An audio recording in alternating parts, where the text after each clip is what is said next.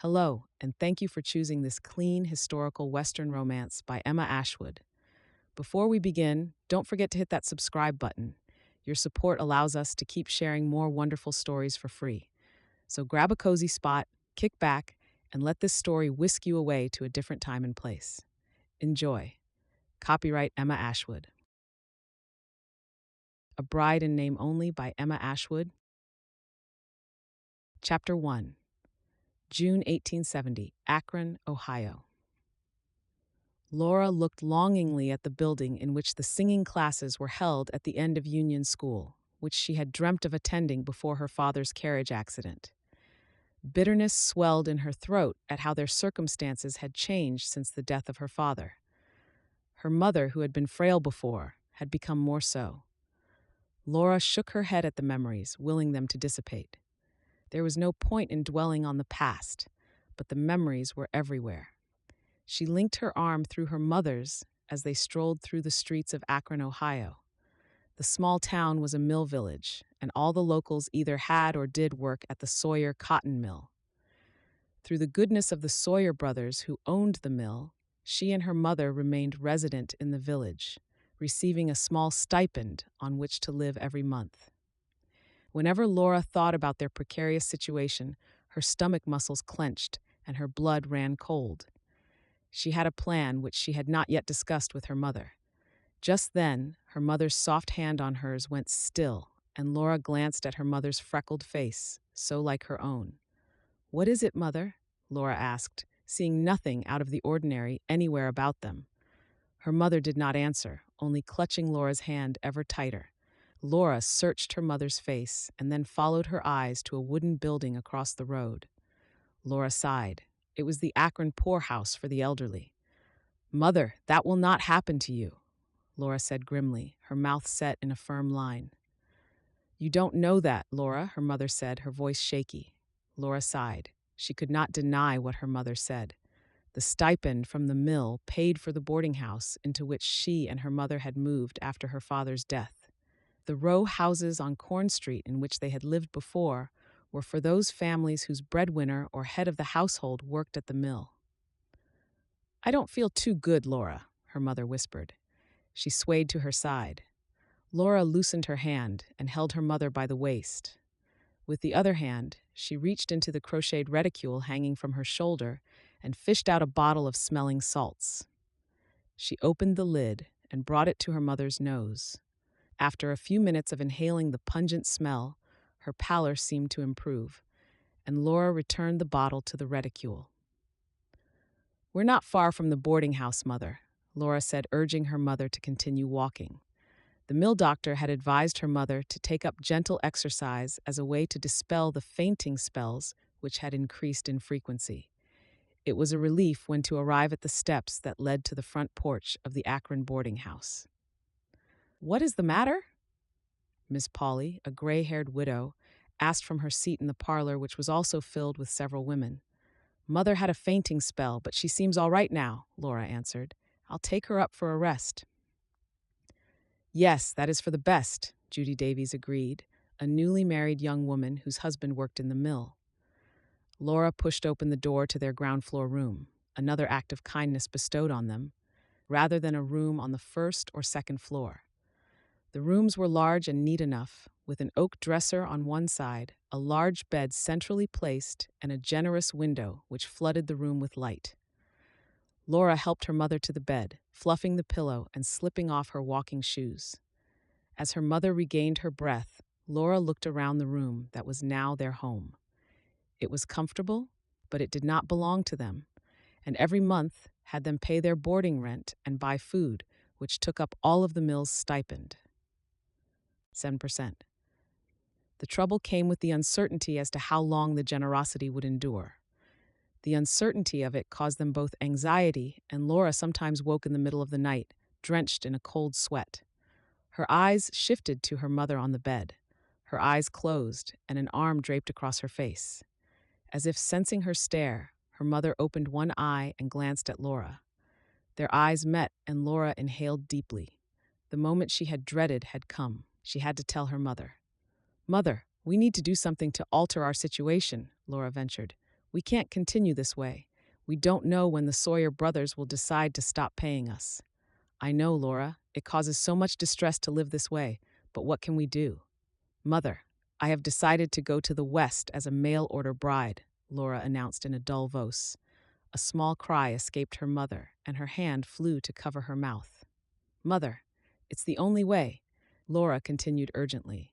I shall send money to you and will not have to depend on the generosity of strangers for our welfare. Oh, Laura, I'm so sorry, her mother said in a small voice.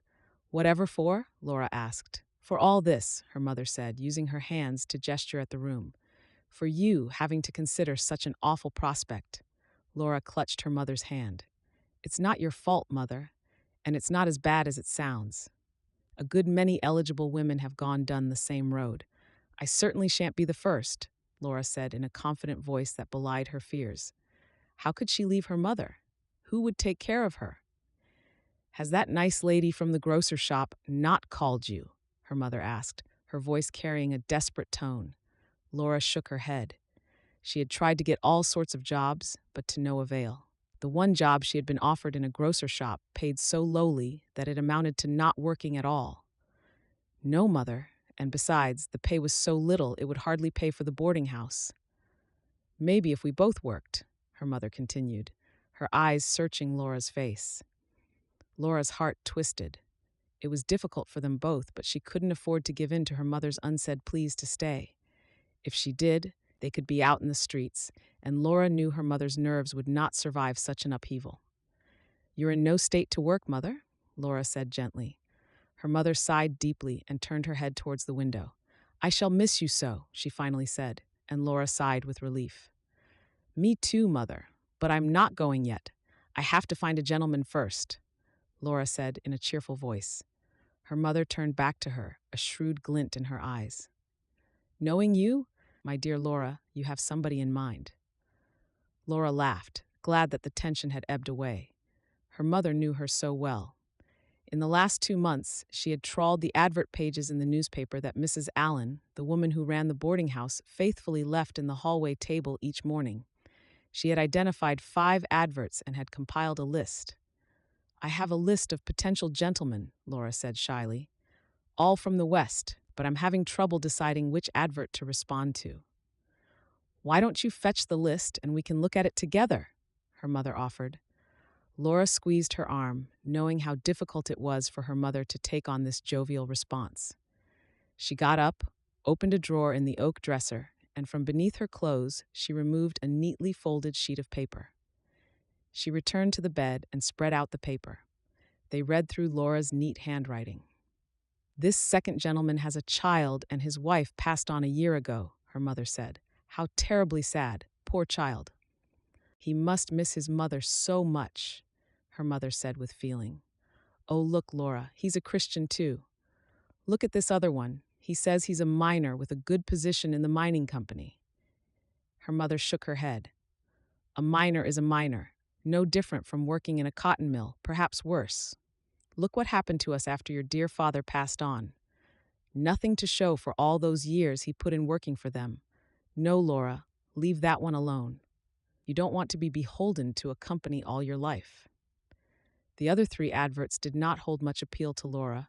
Her eyes returned to the second advert. He says he's a farmer, Laura commented.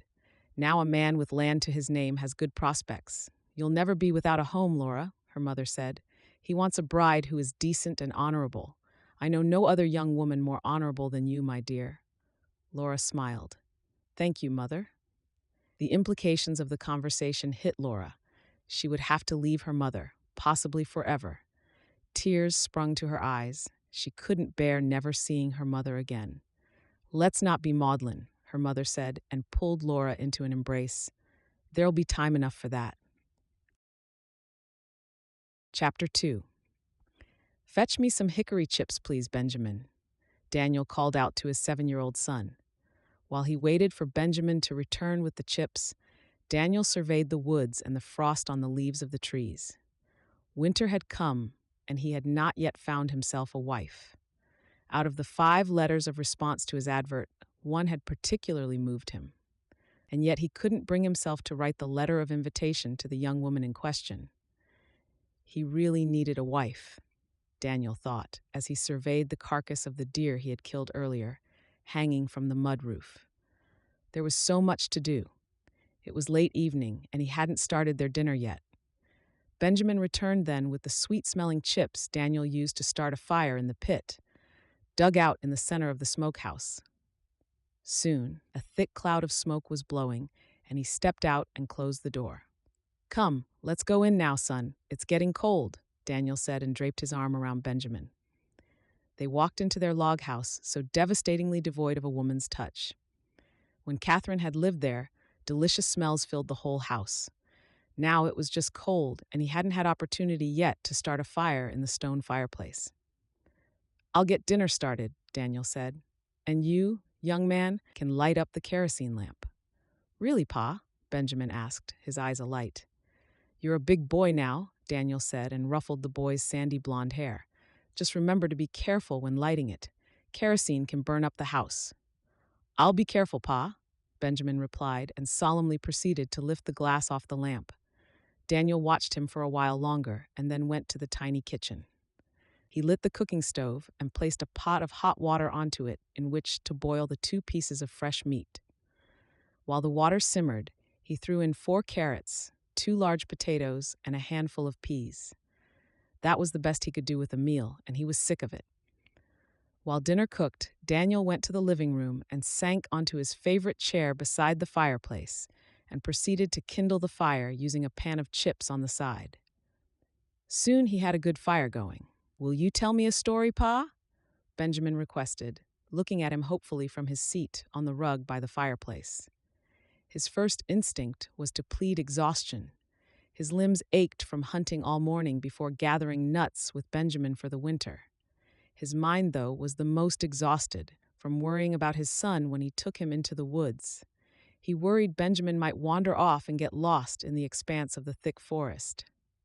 He fretted that an animal might approach from behind and grab his son when his attention was elsewhere.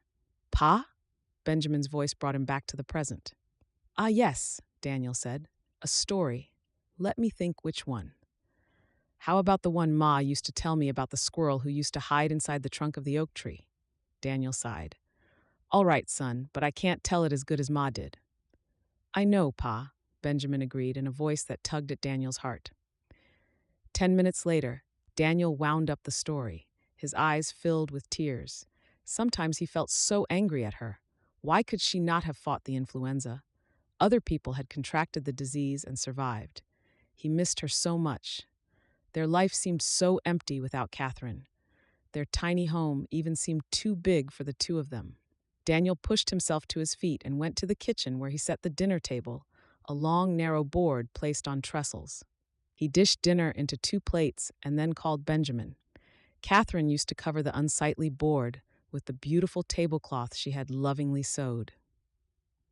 He just could not be bothered with decorating the house. He was barely getting through each day. Sometimes he felt as though he was hanging on by only a hair. Later, after dinner and putting Benjamin down to sleep in the loft, he sat on the chair in the corner of the living room, the letter in his hand. He opened it, determined to make a decision this time. "Dear Mr. Clark, my name is Laura Harris, and I am 24 years of age. I live in Ohio with only my mother, after the passing of my father a year ago when he was struck by a speeding carriage. He worked in a cotton mill and worked so hard for us. I am terribly sorry about the loss of your wife. I know the pain of losing a loved one, and especially for your son who lost his beloved mother. My mother says I'm the most honorable young woman she knows, and that I fit the requirements of your mail-order bride. I don't have much to say other than that I would love to travel to Oregon to be your bride. I look forward to hearing from you. Sincerely, Laura Harris." The first time he had read the letter, Daniel had noticed that the return address was a boarding house. He had a pretty good idea why they were living in a boarding house. They had probably been told to vacate the mill house owned by the company. Poor woman, Daniel thought. On top of dealing with her father's death, she had to think of her and her mother's future. Resolutely, Daniel picked up his writing pad and paper and proceeded to scribble a quick note of invitation. It was curt and to the point, inviting Laura to Oregon. He made no romantic promises. He hoped she would understand, especially since he had gathered from her letter that hers too was a desperate act to survive. After he was done, he folded it and slipped it into a brown envelope, but did not seal it. He would take the ferry into town tomorrow to buy train tickets, which he would include in the envelope. Now that he had decided, he wanted Laura to get to Oregon so that they could begin their new life. A tinge of excitement ran through his body. He would be able to give all his time and energy to the farm. He hadn't done as much as he would have liked with Benjamin trailing after him all day. In his bed, Daniel blew out the lamp and listened to the sounds of the howling wolves. His thoughts turned to Catherine, as they did every night. He missed the feel of her body next to his. He missed the conversations they had before they slept. Then he thought of a stranger, Laura Harris, occupying Catherine's position in the bed, and he knew he could not do it. The concept felt so wrong. If only he could have found a reliable housekeeper. The last time he had hired one, she had stayed on for a month and then left to get married. Pain formed in the back of Daniel's throat. He tried to think of ways in which he and Benjamin could survive without his having to remarry. There was planting, harvesting, hunting, and the housework to be done, and Benjamin needed someone to take him through his schoolwork. Daniel was usually too tired in the evening to do it. It was too much. There really was no other choice. "I'm sorry, Catherine," Daniel murmured. The guilt was like a stack of stones on his chest. He felt disloyal, as if his love for his wife would disappear once Laura came into his life. He couldn't bear the thought of loving another woman, not like he had loved Catherine, with an all-consuming desire. He had loved her the moment he had clapped hands on her petty round face and mischievous eyes. He had struck a vein of gold barely a week before they met, and the excitement of his newfound wealth had made him more forward than normal. Catherine had been visiting her brother in Oregon when they met in the general store. He had made inquiries after she and her brother left the store before tracking her down to her brother's house. A month later, instead of returning home, he and Catherine had married and bought the farm. From the beginning, it had been a labor of love, even building the small log house that was their home. Sometimes he missed her with a physical pain that made getting through the next hour seemingly impossible. His Catherine, nobody would ever replace her, and he would make sure of that, Daniel promised himself before allowing his mind to drift off to sleep. Chapter 3. Every time the train lurched, Laura let out a soft cry. She kept her head turned to the window to hide the constant stream of tears from her eyes. The image of her mother standing on the porch, the women boarders holding her arms, was ingrained in her mind. Her eyes had been swollen, and she'd worn a brave smile on her lips. It was only yesterday morning, but it felt like a lifetime ago. She had not had a good night's sleep with so many emotions swirling around her brain. It did not help that the carriage was filled to capacity, with both benches occupied by tobacco-smoking men who spoke in loud voices about things that Laura did not understand. Both women also in the carriage accompanied their husbands. Laura only left her seat to use the cubicle when the train stopped. She ate the sandwiches and apples and drank the water that Mrs. Allen had kindly packed for her. The landscape itself was flat and featureless, as bare as Laura Hart. As the day wore on, Laura thought about Daniel Clark and felt bad that he would be getting much less than he had hoped for. She had no intentions of remaining in Oregon. Her rational thoughts had told her that settling in Oregon would be the wise option, but she couldn't do it. It was not fair on the gentleman or his son, who probably expected a new mother.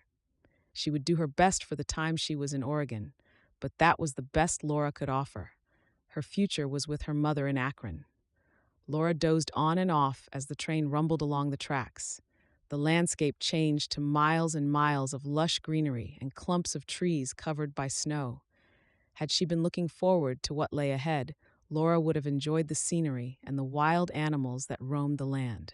As it was, she had no interest, and each hour that went by signaled the end of her journey. The train came to a stop in the town of Sheridan at 10 in the morning. Laura peeked out the window and was stunned by the barrenness of the small town. There seemed to be only a single street, A few people stood on the platform, including a tall man who was holding the hand of a boy. Both had sandy hair. Laura inhaled sharply. She was sure the man was Daniel and the boy his son. She was the last out of the carriage, slinging her carpet bag over her shoulder. She had not packed all her possessions, knowing she would return to Ohio before too long. She trudged down the steps, and when her feet touched the platform, she looked up to find the man and the boy beside her, wearing curious, albeit dull expressions. "Miss Harris," the impossibly tall, handsome but aloof man said, and cocked his hat to her.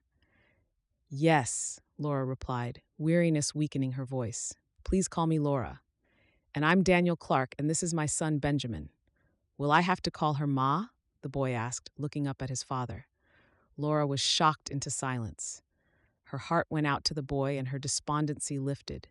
"No, of course not. Please call me Laura," Laura encouraged and touched Benjamin's shoulder. Subtly, he shook her hand off and she felt foolish. Daniel Clark cleared his throat.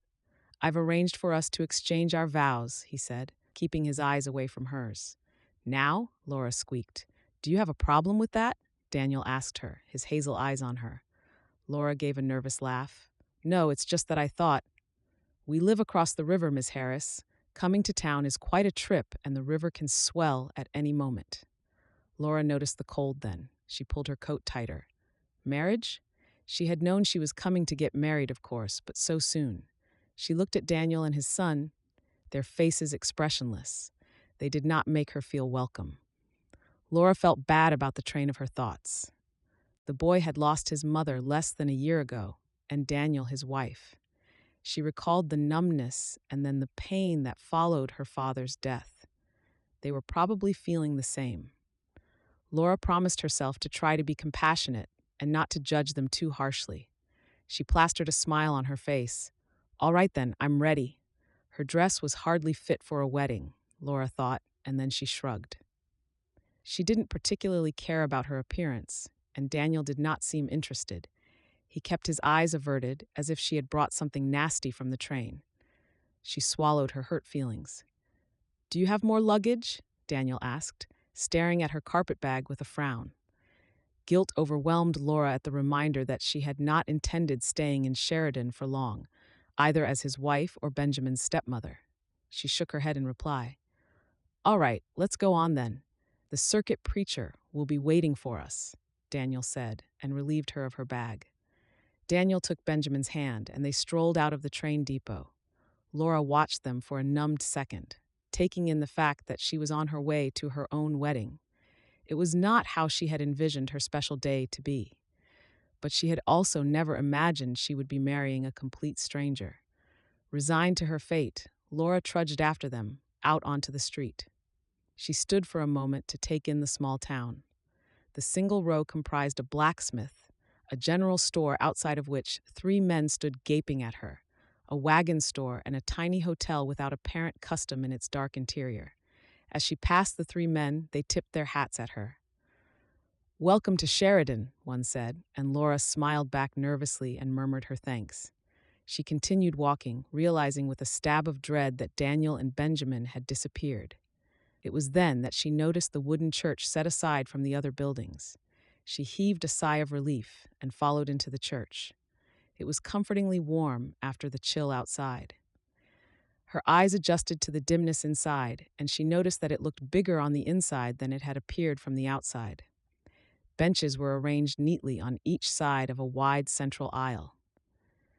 Daniel stood near the altar, conversing with the preacher who wore white garbs with a cross hanging down his front. Laura prompted herself to walk forward.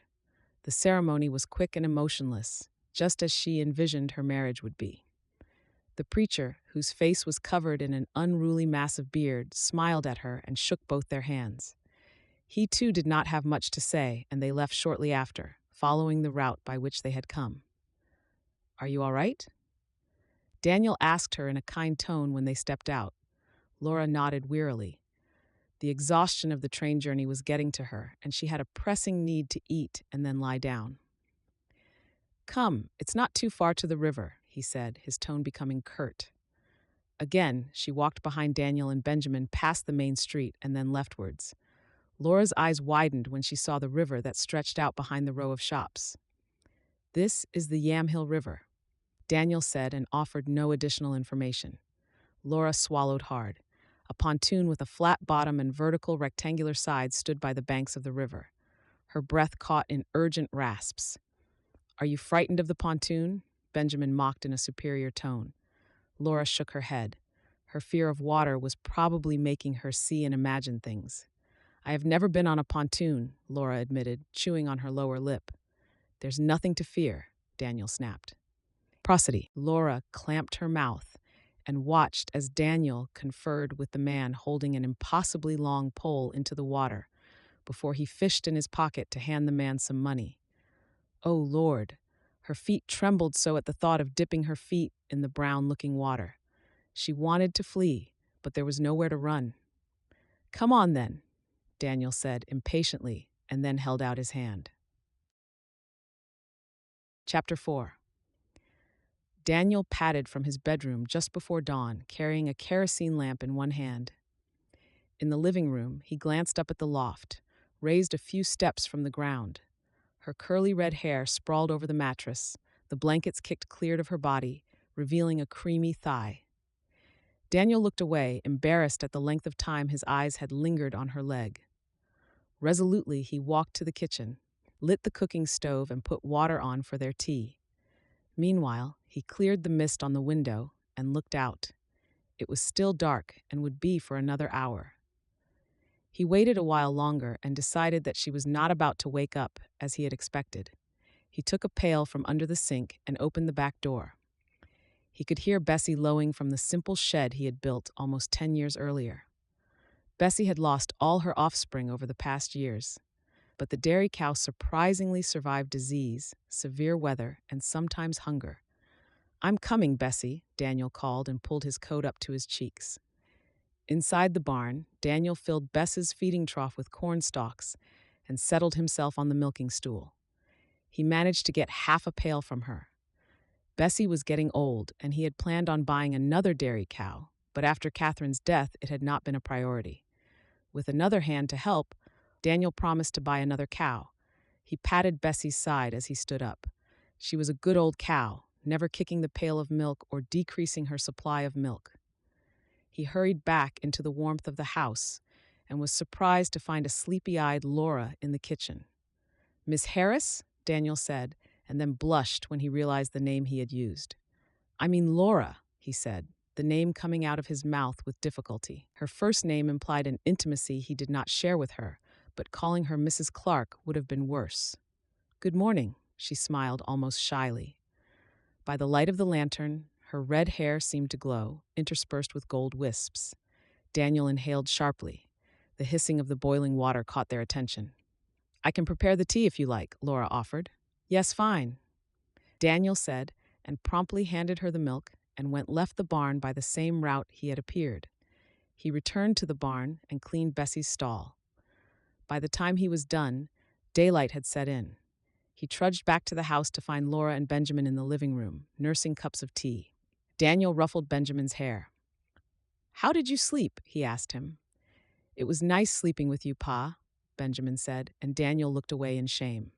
"There was nothing to take the tea with," Laura said in a strangely cheerful voice. "Sorry," Daniel mumbled. "I forgot to tell you about the potatoes left over from last night's supper." It was Laura's turn to blush. "I'm sorry, too, for falling asleep like that," she said. "It's understandable. That journey is not easy." "I'll get you a cup," Laura said and left. "I don't like her," Benjamin said too loudly. A flash of anger went through Daniel as he turned to his son. "Don't you ever say something like that again. Your mother would turn in her grave. We have raised you better than that. You will be kind and polite to her," Daniel thundered. Benjamin looked down and Daniel immediately felt contrite. Before he could say anything, Laura returned with his tea and a plate of potatoes. Daniel wolfed down one, eaten not for the taste but to fill his empty belly, drank his tea in 3 mouthfuls, and stood up. Benjamin had his lessons in the morning, but first you'll need to gather the eggs from the chicken coop and then see to the household chores. "I'll be back at noon. Benjamin will show you where we keep everything," he said, and fled. Laura's jaw fell at the string of instructions. What happened to please or the courtesy to spend a few hours showing her around the farm? She had hardly seen anything when she arrived, and she had hoped that Daniel would spend a little time with her, showing her his home. The back door slammed shut, and she swallowed her disappointment. "Benjamin," Laura said to the boy whose face was downcast, "will you show me the chicken coop?" "It's in the backyard," he replied without looking up. Laura contemplated him for a few seconds and then shrugged. It wouldn't be that difficult to find, she decided, and stood up. She took the dirty dishes to the sink and then rummaged around before spying a basket on a shelf above the sink. She pushed the back door open, and a gust of wind forced her back into the house. Outside, she trembled violently in the traveling dress she had worn for her journey. The air was foggy, and she could only see a few steps ahead. Her bladder ached for relief, so that when she spied the privy, she dropped the basket and ran to it. As Benjamin had said, the chicken coop was a few steps away from the house. She gathered 3 eggs and hurried back into the house with goose pimples on the bare skin of her arms. Benjamin was not in the kitchen when she returned. She quickly cleaned the dishes, her fingers numb from the cold water. Laura felt as though she had entered a different world, one to which she was not remotely familiar. Benjamin was in the living room, sitting on a rug, his eyes on the fireplace. Laura badly needed to wash up. "Where do I freshen up?" she asked Benjamin, feeling foolish at discussing her hygiene matters with a child. "The bathroom is next door to the privy," Benjamin offered without looking at her. Laura's eyes moved from Benjamin to the loft. The roof was low in the loft, which meant that a grown-up could not stand upright. She climbed the 3 wooden steps, opened her carpet bag, and removed fresh clothes and a towel. She carried them with her to the washroom. Thankfully, she found water in a pail there, but it was icy cold, as was to be expected. After undressing and hanging her clothes on a nail on the back of the door, Laura stiffened and braced herself for the cold water on her skin. She wanted to weep as she lathered her body with the cake of soap she found on a protruding ledge of wood. Her hair would wait, Laura decided, trembling as she wiped herself dry. "Oh, that was freezing cold," she said as she walked into the living room. Benjamin looked up at her and then looked away. Laura sighed and returned her dirty clothes to the loft mattress. "Your pa said we must do your lessons. Where are your books?" she asked. Benjamin jumped to his feet. "I have errands to run," he said, and shot out before Laura could say another word.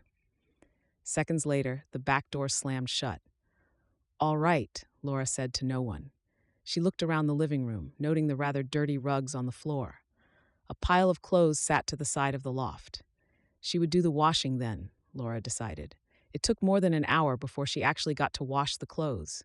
She had to look for the pails, the soap, and then find the well from which to draw the water. There was no well to be found. Where did they get their water? Laura wondered, and then she remembered the river.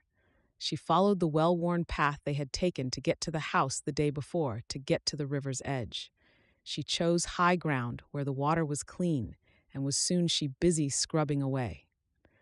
To stop herself from falling into despondency, she sang as she worked, trying not to remember how comfortable it had been with her mother in the boarding house. All the while, she kept a lookout for Benjamin. He finally returned at noon, just as the lunch of beans and potatoes she had prepared came off the fire. He did not say a word to her. Moments later, Daniel walked in, and he too did not say a word. Daniel washed up and then placed the board on the trestles, and Laura served lunch. "How did the lessons go?" Daniel asked, taking a big mouthful of food into his spoon. Laura glanced at Benjamin, who shrugged. He was used to his mother giving him the lessons. Daniel explained. Laura did not say a word. She stared at Benjamin, willing him to meet her eyes. She would keep quiet this once, she decided, wanting to befriend the boy. After the meal, Daniel pushed his chair back, grunted, and left. Laura stared at him as he left, her mouth agape.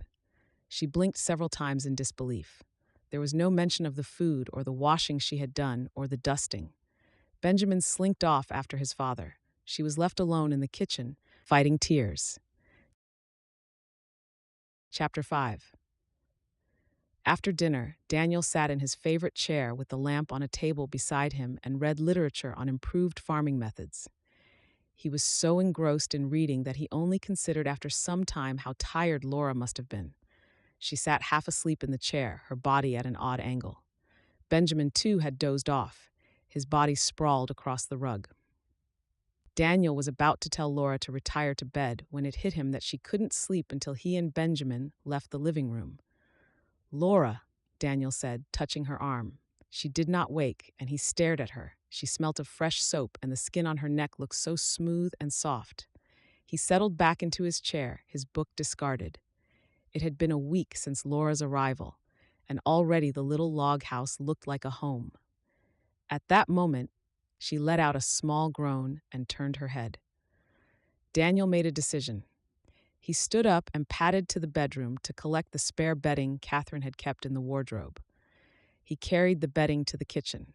Working fast, he placed the makeshift dining table to the side and arranged the blankets on the floor. It would be a tight squeeze, but it would do. In the living room, Daniel lifted Benjamin and carried him up to the loft. He pushed the hair off his forehead and kissed him before climbing back down. He took Laura's carpet bag to the bedroom and returned to the living room with her fresh clothes. He touched Laura's shoulder and she woke up with start, her blue eyes looking around wildly. "It's all right," Daniel said. "You dozed off." "Oh, sorry," she said. "Go to bed. You can have the bedroom and Benjamin can sleep in the loft." "What about you?" Laura asked, rubbing her eyes. "Don't worry about me," Daniel said. "I'll be fine." An urge overcame him to take her into his arms and tell her how happy he was that she was his wife. Instead, he turned away abruptly and strode to the kitchen. He stood listening until he heard her footsteps fade away. Daniel ran his hands over his face. Dear Lord, what was happening to him? Laura was filling his mind in ways he could not control. Catherine was fading from his mind. Sometimes he went for hours without thinking of her. It was best to stay away from Laura, Daniel decided. The following morning, Daniel woke earlier than usual. He forfeited his breakfast in an effort to avoid Laura as best he could. By 6, he was hard at work chopping trees in the woods. He needed all the wood he could manage to chop before winter to bank the walls of the log house. Daniel lifted the axe and with powerful strokes brought it down on the thick trunk of the tree. Sweat dripped down his back, and all around him the wind howled and the leaves shook. He liked physical labor. It had kept him sane in those months following Catherine's death. His mind purely on the task at hand, he went at the trunk until it grew thinner and the tree slanted on its side. Using a couple of ropes, Daniel secured the tree to those around it and continued chopping away until it finally came down with a loud whoosh. Without stopping for a rest, Daniel lifted his sledgehammer and proceeded to split the trunk into logs. Engrossed in his work, he did not hear the footsteps. He saw him when he stood right in front of him. Daniel almost dropped the sledgehammer. Michael grinned. "Man, you frightened me half to death," Daniel exclaimed, and grinned at his old friend, Michael Rogers. "When did you get in?" Michael visited the farm every couple of months to check on Daniel and Benjamin. He had been especially kind after Catherine passed on, upping his visits to every 2 weeks, despite having his own farm to see to on the other side of town. "I came on the pontoon," he answered and clapped him on the shoulder. And prosody rate surveying the felled tree, Michael whistled. "Benjamin will be happy to see you," Daniel said, eyeing the brown bag in Michael's hand. "Let's go to the house. I could do with a cup of tea." It was 10 in the morning, and his stomach rumbled from having skipped breakfast. Coming out of the woods, they saw Laura walking from the river, balancing 2 pails of washing in her hands. "Who is she?" Michael asked. "I saw her on the banks of the river when I was coming up." Daniel waved a dismissive hand. "She's my wife," he said, and felt a compulsion to explain further. "The farm and housework were becoming too much. I need someone to see to Benjamin and the house." "Hello," Michael said when they met with Laura. "I'm Michael Rogers, a friend of the family." Laura stared at Michael warily. She nodded. "I'm Laura Harris," she said. "Laura Clark," Daniel corrected, and was pleased to see the blush that snaked up from Laura's neck. She looked beautiful with the light of the sun on her red hair. "It's a pleasure to meet you." Michael said and took her hand and brought it to his lips. Daniel felt a jolt of something he could not describe. A cup of tea would do wonders, he said curtly to Laura. Oh, and Michael will stay on for lunch. Kill a chicken and we'll have that. Laura's mouth formed an O.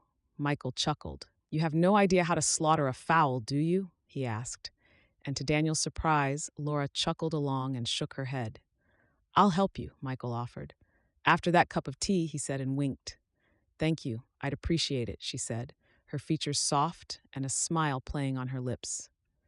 Let's go in, Daniel said impatiently. He led the way to the house, almost running into Benjamin, who had heard Michael's voice. Hey, Benjamin, if my eyes are not deceiving me, you've grown a foot taller, Michelle exclaimed as he shook the boy's hand. Daniel left them on the porch, his mood altered by Michael's presence. He searched his mind as he rinsed his hands in the kitchen. He and Benjamin enjoyed his friend's visits every 2 months or so. He brought presents for Benjamin, which delighted the boy to no end, and supplies from the general store. For a reason he could not pinpoint, Daniel felt perturbed by Michael's visit, and he had not even been there an hour. He found Benjamin and Michael in the living room, studying a bow and arrow. Pa, look what Mr. Rogers brought me, Benjamin said, his skin flushed with pleasure. And will he teach you how to use it? Daniel asked in a dry voice. Of course, the pontoon doesn't come until the evening. We have plenty of time to practice, Michael said smoothly. Laura walked in then, carrying 2 cups of tea. Laura, may I call you that? Michael asked, and then continued speaking without waiting for an answer. I've brought a few things from town you could use in the kitchen. He handed her a package. Where are you from, Laura? Michael continued, her name flowing out like a melody. I'm from Akron in Ohio, Laura answered. You're a long way from home, Michael said. Laura shrugged, and within seconds tears threatened. Yes, I suppose I am. I'm sorry, Michael apologized. I didn't mean to make you homesick. Sit down and tell me all about Ohio. Laura sat down and arranged her hands on her lap. Well, Akron is more of a village where most families were friendly to each other. My father worked in the cotton mill. 5 minutes later, Laura was still talking. Daniel learned more about her in those 5 minutes than in the 2 weeks she had been with them. Her eyes sparkled as she spoke, and her whole demeanor changed. In prosody rate. Even Benjamin was transfixed by the tales of the city.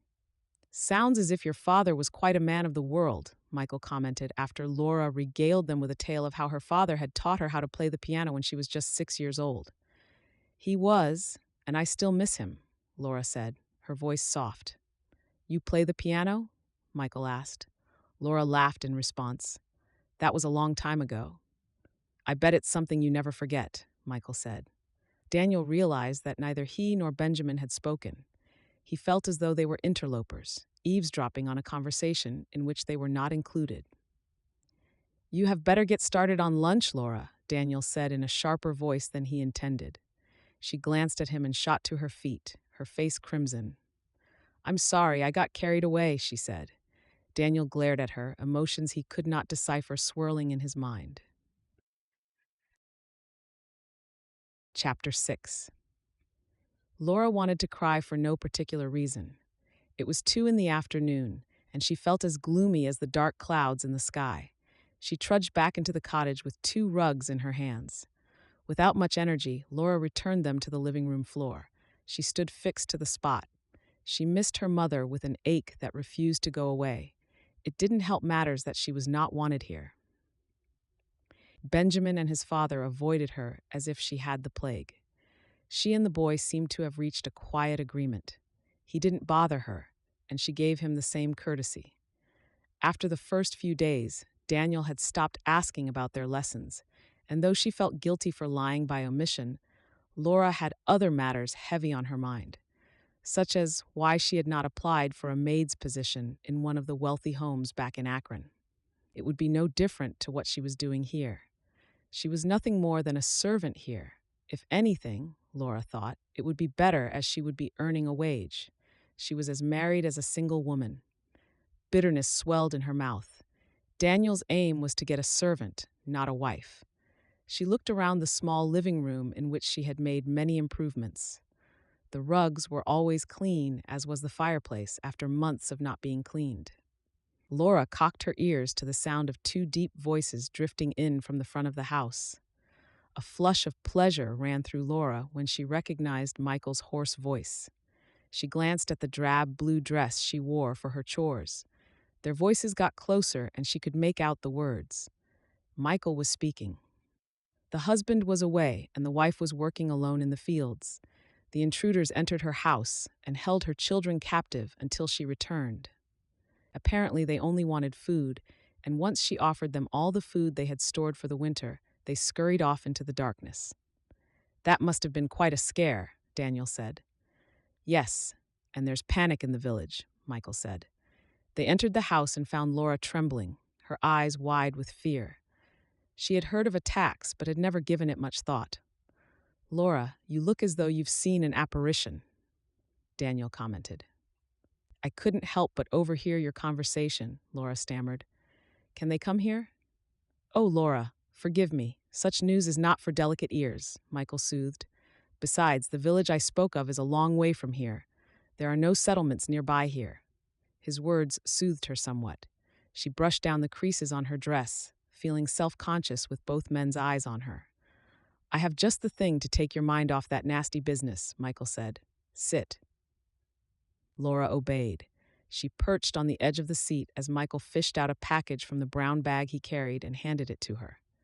Go on. Open it, he encouraged, his dark brown eyes sparkling with merriment. Laura opened the soft package wrapped in newspaper, and when she saw the contents, she gasped. She ran her fingers through the rich material of the dark cranberry dress. She unfolded it and laid it on her lap. The collar and sleeves were finished in a pretty lace. She wanted to weep with joy. Only her parents had ever bought her such an extravagant gift. From your countenance, I take it you like the dress, Michael said. Oh, yes, Laura gushed. I adore it. I have never seen such a becoming fabric. She glanced at Daniel and flinched. He wore a stony look, his hazel eyes cold. I don't know if it's right to accept such a gift, she stammered. I'm sure it's fine, isn't it, Daniel? Michael said. I have gifts for you and Benjamin, too. It's fine. You can keep it, Laura, Daniel said, though the tone of his voice said otherwise. Thank you very much, Laura said, tears obliterating her view. She jumped to her feet, clutching the dress, and fled the room. In the privacy of the bedroom, Laura carefully put the dress away and then scrutinized her reflection in the mirror on the dresser. Her face was flushed and her eyes wide. She thought she could see the rise and fall of her chest. Daniel was livid. Michael was prattling on about the absence of rain and how the crops would fail if it did not rain soon. It was a worry they shared, but at that moment he did not care much about the rain. His mind was on Laura. She liked Michael, and he could see from the way his friend's eyes followed her that Michael liked her too. He wanted Michael to leave. Why had he come back so soon? It was barely 2 weeks since he had last visited. Unable to hold back his emotions, he spoke up. Why did you bring Laura a dress? Daniel blurted. Michael stopped mid-sentence and stared at Daniel in surprise. Why? Women love such gifts, he said, as though the answer was obvious. I have another surprise I hid in the woods. You'll thank me for it, Michael said and grinned. Daniel had more questions, but he didn't dare voice them. He plastered a smile on his face. When are you going back? Daniel asked instead. I'll be here for 2 days. I promised Benjamin I would teach him how to use the bow and arrow. This time I intend to fulfill my promise, Michael said, and stretched out his long, muscular body. A wave of irritation gripped Daniel.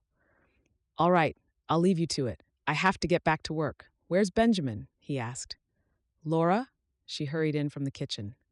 Where's Benjamin? He asked her with a frown. Shouldn't you be having lessons with him? She shifted her weight from one foot to the other and shrugged. He left as soon as you did, she offered. Heat flushed his body. When was the last time he had his lessons? Daniel asked between clenched teeth. Laura's blue eyes grew darker, and she could not make eye contact with him. Finally, she told him that they had not had even one lesson and that the boy took off as soon as his father left. Daniel wanted to explode. Why could she not have told him? It was clear that both Benjamin and Laura had disobeyed him. I made it clear that one of your chores was to give him his lessons, he hissed. Her eyes flashed and she thrust out her chin. I can't force him to sit down. You're the adult. Benjamin is 7 years old. I can't make him, she said weakly. Her response angered him more, and he was about to speak when Michael spoke up. Daniel had forgotten he was there. I'll go find him. I'm sure the boy has a good explanation for running away, Michael said mildly and exited the cabin. Laura left too, and Daniel's anger dissipated. Daniel slumped in his chair. He had taken out his jealousy on Laura. Benjamin could be stubborn, and sometimes Daniel had been forced to use his belt to keep the boy in line. Unfortunately, his mother, his beloved Catherine, had let a lot slide when it came to disciplining the boy. And now Laura bore the brunt of Benjamin's naughtiness. Daniel sat up in surprise when the word popped up in his mind. Catherine had liked saying that. It's just a little naughtiness. He'll outgrow it. He's just a little boy. One thing Daniel knew was that Catherine had loved them both with a protectiveness that melted his heart. She would have done anything for them. She would have found a way of dealing with Benjamin. She did indulge him, but what mattered was that she loved him as only a mother could. Everything seemed so muddled up. If only Michael was not staying. His friend was making everything worse. Daniel hated his friend gifting his wife such a personal gift. He knew it shouldn't matter to him, as he was determined to keep his distance, yet it bothered him. Laura was his wife, even though it was only in name. Chapter 7. Daniel Clark was a fool, but Michael knew he himself was an even bigger fool, falling in love with another man's wife. She had captured his heart from the moment he had come off the pontoon and spied her red locks falling over her face as she did the washing by the riverbank. Seeing her sad hazel eyes had made him want to take her in his arms to comfort her. Mr. Rogers, Benjamin said, bringing Michael back to the present. The bow won't go very far. Here, Michael said, taking the bow and arrow from the boy. He flexed the bow several times and then aimed. His target was a large oak tree with a huge trunk several feet away. He drew the bow in a fluid motion and then released the arrow and watched as it flew through the air in an arc, piercing the trunk. Mr. Rogers, it hit the tree, Benjamin roared in his still unbroken voice. Can you teach me how to do it like that? Michael grinned. That's why we're here. He spent the next hour teaching Benjamin how to hold the bow and arrow without straining his arms. When he finally hit the target, Benjamin let out a triumphant laugh. Michael laughed along with him, and then stood to the side and watched as Benjamin practiced with his bow and arrow. His mind drifted to Laura. He longed to run his fingers through her red hair and catch his fingers in the wisps of gold intertwined in her hair. Michael sighed. Why did he always fall in love with women who were taken? He gritted his teeth at the memory of Daniel's tone when he spoke to Laura. Why did his friend treat his new wife so terribly when he had been so loving to his first wife? Michael recalled watching Daniel and Catherine and envying their easy, loving marriage. The looks when they thought he wasn't watching that promised loving evenings and nights. Why had Daniel changed so? He shook his head. The last time he had visited, he had promised to mind his own business. And he had a lot of it, Michael thought grimly. If the rain didn't come soon, his crops would fail, and his farm would fall even deeper into debt. It didn't help that he was impulsive with money. He could never stick to the budget he religiously imposed each season. He constantly found himself buying gifts for people. Nothing gave him more pleasure than seeing someone he cared about light up with joy. His feet tingled as he thought of the gift he had bought for Laura. He had seen it in a store in Salem when he had gone to the city days ago. Michael had itchy feet and could never stay in one place for too long. A week on his farm brought a longing to leave, to breathe different air, and to see the faces of strangers. He longed to have a wife, someone as easy on the eye as Laura. He longed for someone to make his house a home, and also someone to chat with. Michael loved talking, especially in the evenings. Hours whizzed by when he was engrossed in stimulating conversation. He knew nothing about pianos. The store owner had told him it was called a baby piano, and though it was used, it was in good shape. The beautiful mahogany curved piano could be placed on a table. He suddenly felt impatient to present his gift to Laura. "That's enough for today," Michael said to Benjamin. "Take me further down," he said, indicating to the woods away from the clearing. "I have a gift for your mother." Benjamin turned his head to him, his small nostrils flaring. "She's not my mother," he hissed. Michael was taken aback by the vehemence of the words. "Of course she's not your real mother, but Mrs. Clark could be your mother if you let her," Michael said, choosing his words carefully. "I have a mother," the boy said, and his eyes filled with tears. Michael's heart went out to the boy. It was clear that he was still hurting from the loss of his beloved mother. He felt angry at Daniel. Had he taken the time away from his precious fields to speak to his son, the boy would have been more accepting of Laura. "You know, being nice to Laura doesn't mean that you don't have a mother. Everyone needs a mother, whether real or not," Michael said. Benjamin shrugged and kicked a stone. "Her own pa died. Did you know that?" Michael said. "She must miss him as much as you miss your ma." Benjamin looked up at him then. "I'll be nicer to her." Michael grinned and placed his hand on Benjamin's small shoulders. "You could start by doing your lessons." "All right, I'll try," Benjamin said in a begrudging voice. It was enough for now, Michael thought, and together they went to his hiding place and carried the piano. "What's that?" It was Daniel, returning home from the fields. "Pa, it's a piano for Mrs. Clark. I want to hear her play," Benjamin said. Daniel's face grew dark with fury, but he did not say a word. Michael averted his gaze and bit his lip. Perhaps the piano was a little too much. "Can I go and tell her?" Benjamin asked him. "Sure," Michael said. "How much did it cost?" Daniel asked. "It cost me nothing. The Smiths are moving back to the east, and they offered it to me." Michael lied smoothly. Without another word, Daniel entered the house, and Michael let out a sigh of relief. He wiped the sweat off his brow. Benjamin let out a loud burp, and they all laughed. "That was a lovely meal, Laura," Michael said. "Thank you." He sat back and exaggerated the size of his tummy by pushing it out and rubbing it. Laura laughed, as did Benjamin.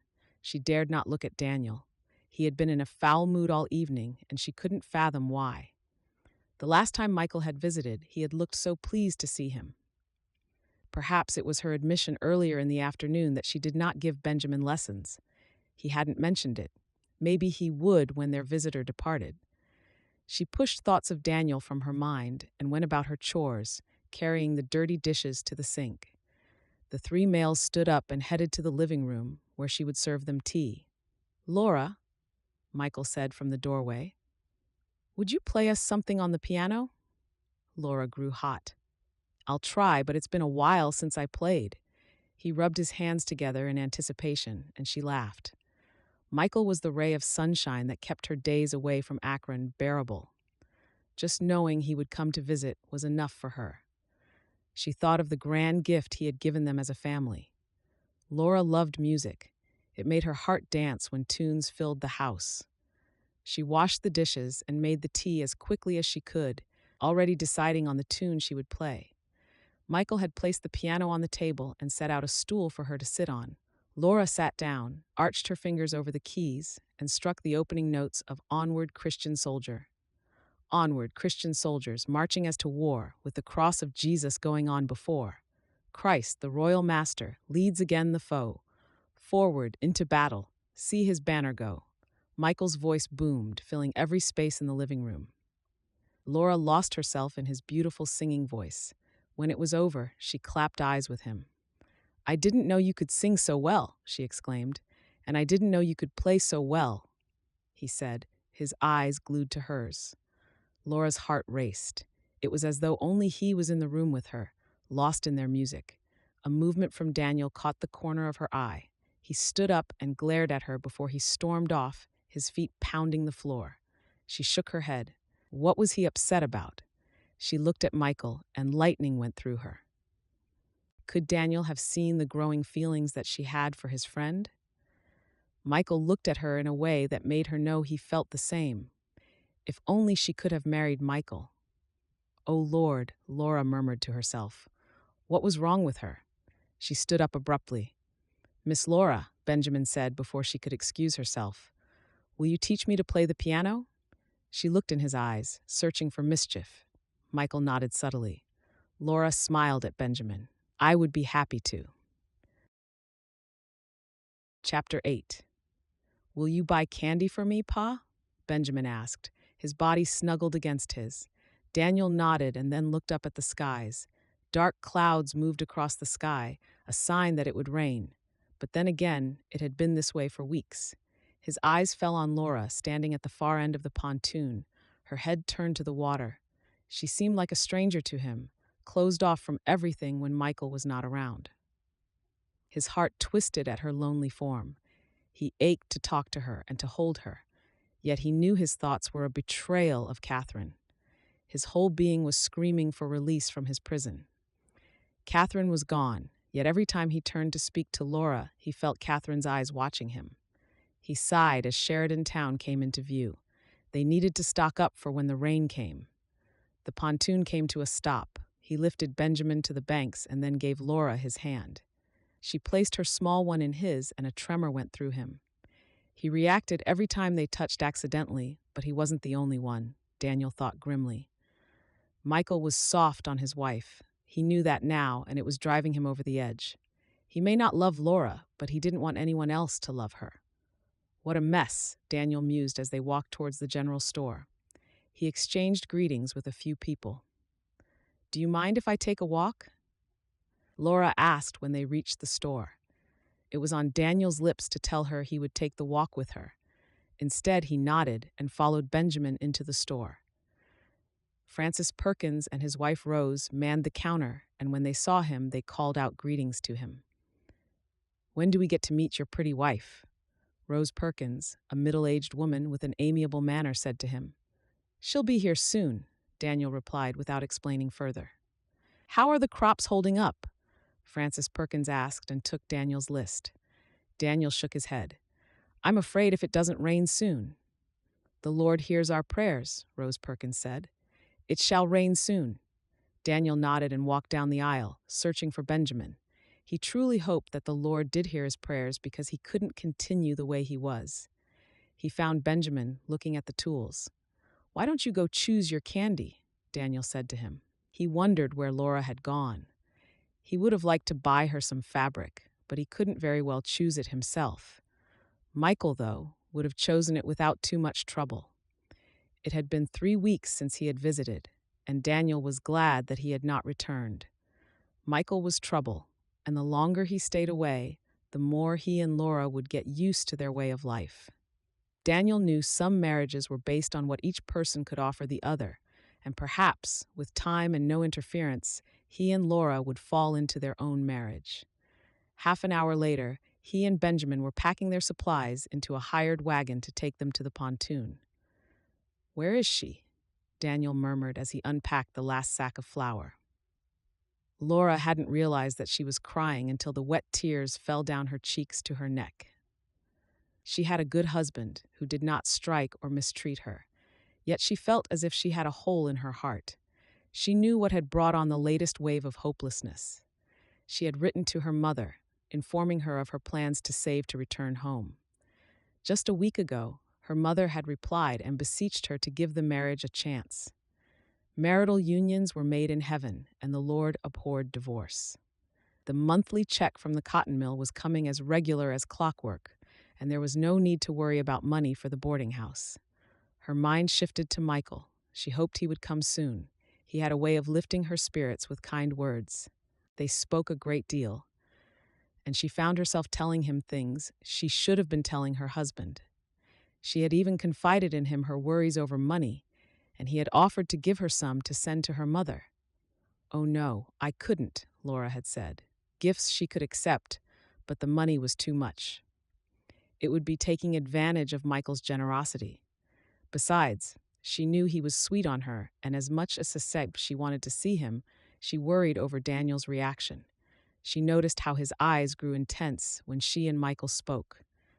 Was he jealous? Then why didn't he treat her as his wife? The one good thing was that her relationship with Benjamin had improved. Every morning she took him through his lessons and then taught him a few notes on the piano. Laura smiled when she recalled the banging that went on in the cabin throughout the morning hours. If Daniel was around, She was sure he would have complained. She indulged Benjamin, enjoying watching his face light up at the sounds he was making on the piano. She had so much to thank Michael for. In her free time, she sat at the piano and played, the music ferrying her to happier times. It had brought Benjamin and her closer, though the boy still kept his distance. She felt as though she understood him better. Michael had confided in her that he was afraid of liking her too much. He had asked her about her father with a teary face. Poor boy, if only they could become a family. Daniel was a good man. He provided for them without complaint, and he was affectionate with Benjamin. That led Laura to conclude that he had made a choice to keep their marriage as it was. She sighed in defeat and got up from her kneeling position. She trudged out of the church feeling no better than she had when she went in. As she walked down the hill, she sighted Daniel standing by the wagon. She quickened her steps. She had taken longer than she had intended. "I'm sorry I took so long," she said, breathing hard. Daniel smiled. Laura stared. It was the first time he had smiled at her. "It's no trouble. I wanted to buy you some material. Pick out what you need and I'll come and pay for it," he said. Laura shook her head. Why didn't Daniel understand? It wasn't material or gifts she wanted. She just needed him to accept her as his wife. "Please go on," he beseeched. She saw the look in his eyes and nodded. Inside the store, Laura picked out enough material to sew Benjamin several pairs of trousers and shirts. "Ready?" Daniel asked, frowning at her choice. "Is that all? I would have thought you'd have wanted something colorful." "This is for trousers for Benjamin. He needs more clothes," Laura said, and refused to meet his eyes. "Hello there. I'm Rose Perkins, and this is my husband, Francis Perkins. We have been asking after you." Rose smiled at the friendly woman and struck out her hand. "It's nice to meet you," she said. "Feel free to come in any time," Rose Perkins continued. "I miss female company. Would be lovely to have a cup of tea and a chat." "I would like that," Laura said, feeling a flush of pleasure. "Might not be for a while," Francis Perkins said. "Rains could come any time." They chatted a while longer about the weather, and when she left, Laura felt as though she had made a new friend. She hadn't realized how very lonely she was for someone to talk to. On the pontoon, she kept to herself and was the first off when it banked. They made several trips to the log house and back until everything was in the house. On the last trip to the house, Daniel touched her hand. "Why wouldn't you let me buy you anything?" he asked. "You took nothing for yourself." Laura had no answer. "I'm all right," she answered. "I don't really need clothes." "Eam." "Then, what do you need?" he asked. Laura looked him dead in the eye with amazement. Her heart froze and then pounded. She shook her head in disbelief. She slept in the bedroom and he in the kitchen. He rarely spoke to her except to issue instructions, and he had never touched her or shown her any affection, and he was asking what she needed. "What?" Daniel asked. Laura froze her emotions, afraid to explode. "Nothing," she finally said in a controlled tone of voice. "Nothing at all." They stood for a minute staring at each other. "Can you not see that I need you?" Laura turned and hurried towards the house. She was not going to embarrass herself by spelling out what Daniel already knew. He had been married before, and from what she had gathered, theirs had been a happy union. Why was he denying her the same by acting aloof? Chapter 9. Laura stood near the window and watched as rain pummeled the windows and outside walls of the cabin. Despite the gloomy day and the threat of a storm coming, she felt happier than she had in days. Michael was visiting, and they had spent a delightful evening singing and playing the piano. Benjamin had also played them the tune he had learned. The men were out in the rain, but she expected them back any time. Benjamin was in the loft, listening to the sound of the rain on the roof. She pulled her coat around her body. At that moment, thunder crashed, and Benjamin screamed. He quickly came down from the loft. "Where's Pa and Mr. Rogers?" he cried. "They'll be here shortly," Laura said, wondering why the men were taking so long to return from the fields. It was already noon, and one could tell that a storm was strengthening. Before she could stop him, Benjamin shot out the house, leaving the door open and banging against the wall in the wind. "Benjamin!" Laura shouted, running after him. "Where are you going?" Her voice got lost in the wind. Laura shielded her eyes against the torrent of fat drops of rain coming down. She saw his form disappear down the path that led to the river. Another bolt of thunder struck. Laura ran in the direction in which Benjamin had disappeared. He was now running over the small wooden bridge. "Stop! Where are you going?" Laura called out, the sound of her voice useless against the noise. The water from the river had risen and was washing against the bridge. Benjamin stopped at the end of the bridge, and Laura heaved a sigh of relief. She stepped on the bridge and stretched her hand out to hold Benjamin, and then she felt herself going down. The bridge, rarely used, was giving way. "Help!" Laura shouted. With a sickening crash, the bridge collapsed under her weight. She felt the icy water overwhelm her body before her head was completely submerged. The current was strong, and the water was pulling her in many directions. Laura kicked her legs and rose to the surface. She searched frantically for Benjamin. "Benjamin!" she cried. Then she saw his sandy head bob out of the water before disappearing again. Laura could swim, but the current was strong. A mouthful of water made its way down her throat. Using all her strength, she thrashed against the water, and then thankfully her feet touched the muddy ground. Benjamin came up once more, and before he went down again, she grabbed him by the left hand.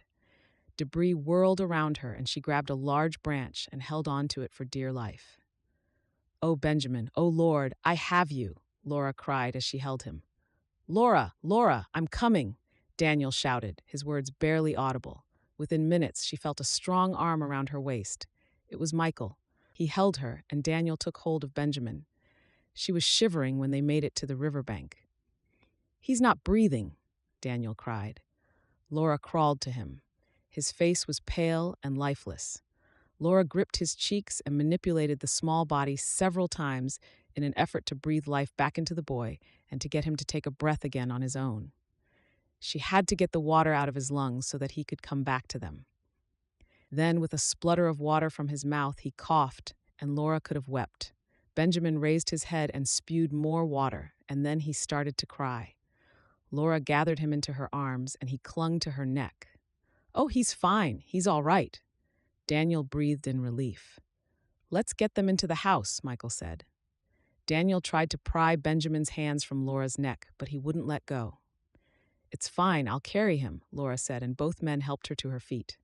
Benjamin had stopped crying and had buried his head in Laura's shoulder. The rain had eased somewhat. They hurried towards the cabin. Michael got to work immediately and got the fire going. "Go on and change into warm clothes," Daniel urged. "I'll see to him." This time, Benjamin let his father take him, and after kissing him gently on the forehead, Laura went to the bedroom, colder than she had ever been. She stripped off her wet clothes and wrapped herself in a blanket, rocking herself back and forth on the bed. What if they had lost Benjamin? Sobs tore through her, and she cried as if she would never stop. She trembled violently. A knock sounded on the door. "Laura, are you all right?" It was Michael. He opened the door an inch, and when he saw her bent over crying, he hurried into the room and took her into his arms. Laura let her head fall onto his shoulders. The sobs would not stop. "Hush, hush, it's all right now," he crooned and stroked her hair and bare shoulder. "Benjamin's fine now." "What's going on?" Laura looked up to find Daniel glaring at them. Laura looked down, realizing she had nothing more than a blanket to cover her modesty. "She's in a bad way," Michael explained. "I heard her weeping from outside the door." "Get dressed, Laura," Daniel instructed coldly. Michael patted her shoulder one more time and left. Laura wiped her face clean and dressed, her hands still trembling. She just wanted to slip into bed and sleep. Chapter 10. Besides a runny nose, Benjamin was back to his old self. The rain had continued unabated for 2 days, but on the third day it had stopped, and a weak sun revealed itself. Daniel sat by the fire after breakfast, unable to leave Michael and Laura alone in the house. The image of Laura on the bed, wrapped in a blanket in Michael's arms, haunted him. As if on cue, Michael came in chuckling at something Laura had said. Daniel's insides twisted with jealousy. He wanted to be the one to make Laura laugh. He wanted to be the one to hold her when she was sad. He had given it much thought over the last 2 days. He prayed about it, and he hoped that Catherine would understand that it was time for him to move on. It wouldn't mean that he loved her any less, but he had enough love to offer another woman. Michael pulled a stool out next to him by the fire and sat down. "I'm leaving today?" Michael began conversationally. "Good. Yes, the river won't be swollen," Daniel said. "I'm taking Laura with me," Michael said softly. Daniel's jaw fell open. He must have heard wrong. "What did you say?" "You heard me. I'm taking Laura with me. She deserves better than you give her. She deserves to be showered with love and respect. You treat her no better than a servant."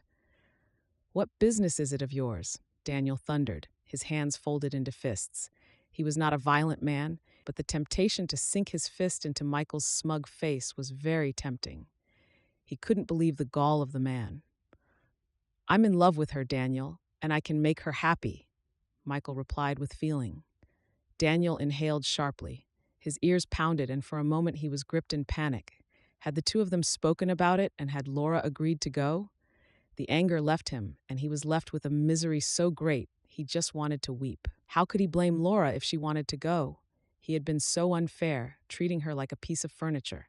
She had come to Oregon to get married, and what had he given her? Not once had he shown her any affection, and now he would lose her to Michael.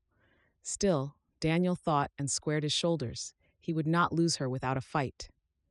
"I want to hear it from Laura," Daniel said, his voice controlled. "Let her tell me herself." Michael shrugged. "Laura?"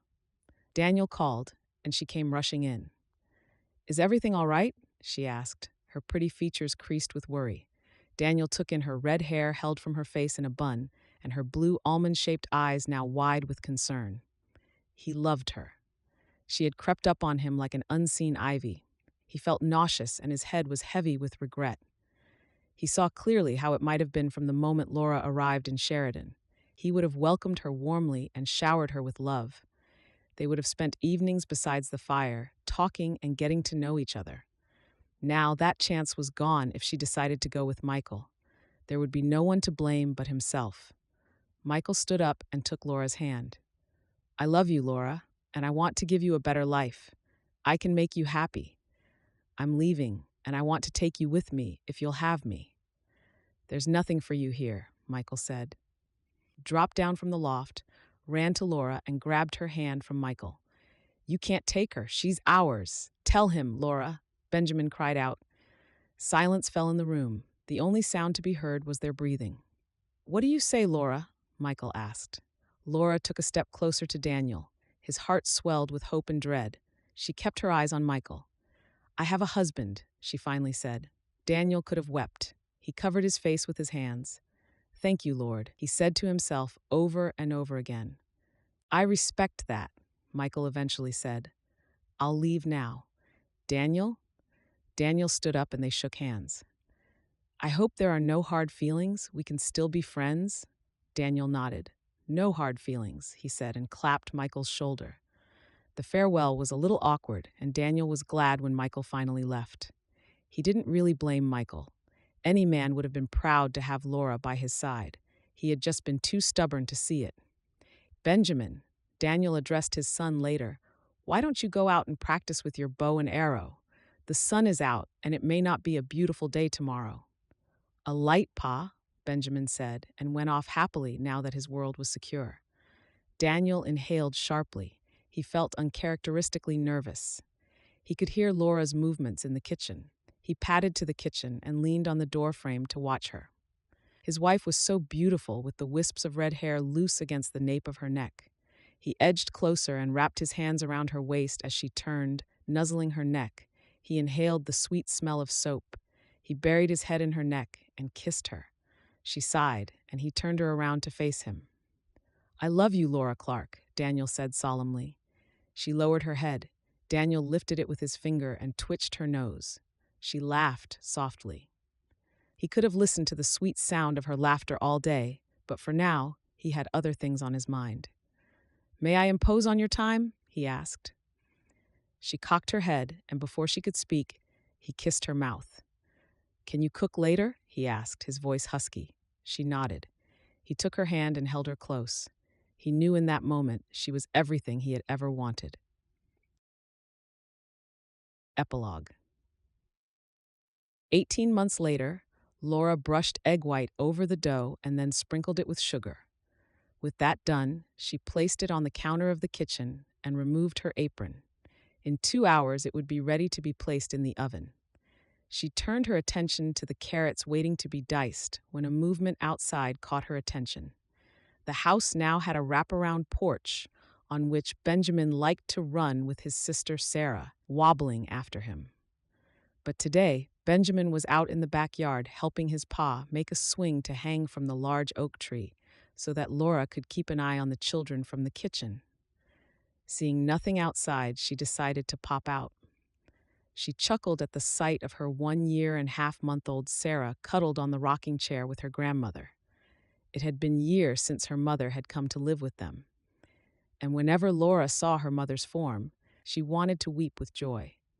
Daniel had suggested that her mother move in with them, and Laura had jumped up and down with joy, but they'd had to wait until the expansion of the house was finished. Now it boasted 4 bedrooms, although 2 were smaller than the others. Baby Sarah was sleeping peacefully, as was her grandmother. She looked at the 2 heads so similar in coloring. Sarah had emerged from her mother's womb with a shock of red hair, just like her mother's and her grandmother's. Anyone looking at the 3 would know they were 3 generations of the same family: grandmother, mother, and daughter. 2 hands waved at her from a distance. Benjamin gestured wildly at the swing, which his pa was now hanging on the tree. Laura chuckled, gently shut the door, and stepped outside. She tiptoed past her sleeping mother and daughter and across the yard to the oak tree. "Ma, look, the swing is up," Benjamin called out. Ma had been the first word baby Sarah had said. Her grandmother said it so many times that it was bound to be her first word. Benjamin had picked it up too, and he now called her Ma. It made Laura feel complete that Benjamin accepted her as his mother. Every so often, she made a point of talking about Catherine so that he would not feel as though his mother had been forgotten. "I hope it's strong enough," Laura said. "It's strong, Ma. Wait until Pa finishes, and you can watch me swing," Benjamin said. Laura exchanged a look of amusement with Daniel. When the swing was up, Benjamin hopped on and his father gave him a few pushes. "That's enough, Pa. I can push myself. Look!" Daniel stood beside her and placed a protective arm around her shoulders, pulling her close. "Do you reckon we'll need to put up another swing?" Daniel asked. "Whatever for?" Laura asked in surprise. "Well," Daniel whispered into her ear, "one swing may not be enough." Laura giggled. "How many children will we have?" "I was thinking maybe 6, Daniel whispered. Before she could think of a witty reply, a voice called from the front of the house, and shortly after, Michael appeared with a bag in each hand. "We're back here," Daniel called. They watched as Michael deposited the bags on the porch, bent to kiss the baby's head, and then strode towards them. It was a shame that he hadn't found a wife yet. Daniel had been slowly bringing him around to the idea of a mail-order bride, but Michael still balked. Thinking about it now, Laura saw how brave it had been of Daniel to take that step. She thought of the great strides they had made in the last year and a half. After the confrontation, when Michael had declared his love for her, he had stayed away for 3 months. One day, he had just showed up, acting as before. Taking their cue from him, Laura and Daniel had welcomed him. There had been awkward moments, but in the visit that followed, the easy camaraderie they had all shared had returned. Now, it was a forgotten past. Her mother would be happy when she woke to find Michael, who teased her mercilessly, insisting that he was waiting for her to accept his proposal. Her mother called him a foolish boy, but Laura saw that she loved the attention. "Woo, Benjamin, what have you there?" "A swing, Mr. Rogers," Benjamin called as he swung high up in the air.